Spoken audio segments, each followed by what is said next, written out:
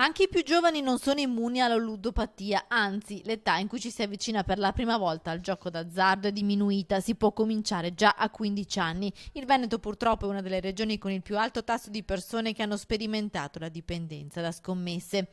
Le ordinanze che impediscono la presenza di locali con slot machine nelle vicinanze delle scuole non bastano. I ragazzi hanno infatti una vasta gamma di possibilità. Per questo anche un gruppo di studenti padovani dell'Istituto Superiore Valle ha partecipato ad un progetto nazionale Punta in Alto Day contro la ludopatia. In questi mesi i ragazzi hanno analizzato i fattori che portano alla dipendenza, come reagire a messaggi pubblicitari ambigui. Sabato 25 maggio saranno in piazza Eremitani, dove si svolgerà la giornata contro la ludopatia. Gli studenti hanno capito che nessuno è immune.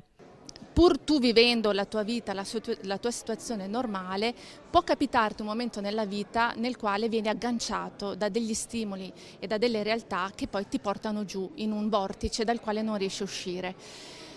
È importante l'informazione, è importante sapere, è importante conoscere, è importante avere degli strumenti anche per dire di no. Un messaggio è rivolto ai genitori per imparare a captare i principali campanelli d'allarme. Quindi cambio di interessi o disinteresse rispetto agli interessi precedenti, quindi un andamento scolastico che crolla improvvisamente o inizia ad avere una china, un disinteresse a portare avanti le proprie passioni, gli hobby, lo sport, un cambio di amicizie repentino piuttosto che l'aggiunta di un gruppo di amicizie molto diverso e molto distante da quello precedente, nervosismo, chiusura, irascibilità, cupezza, in qualche modo difficoltà di gestione della componente relazionale. Gli effetti, infatti, possono avere grosse ripercussioni sui ragazzi. Il gioco d'azzardo non è meno grave di farsi gli spinelli piuttosto che usare delle sostanze. Funziona a livello neurologico esattamente, cioè crea a livello neurologico delle problematiche strutturali